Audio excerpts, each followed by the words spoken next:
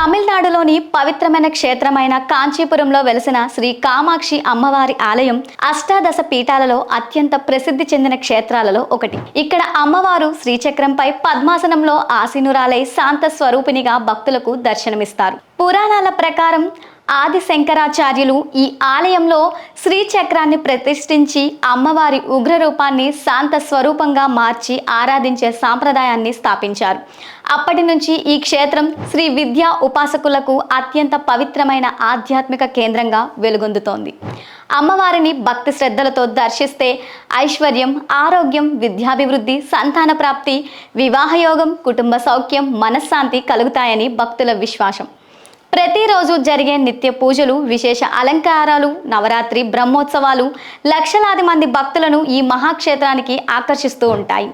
కామాక్షి అంటే కరుణామయి చూపులతో భక్తుల కోరికలను నెరవేర్చే జగజ్జనని. ఆమె దివ్య కటాక్షం లభిస్తే జీవితంలో శుభమంగళాలు కలుగుతాయని విశ్వసిస్తారు.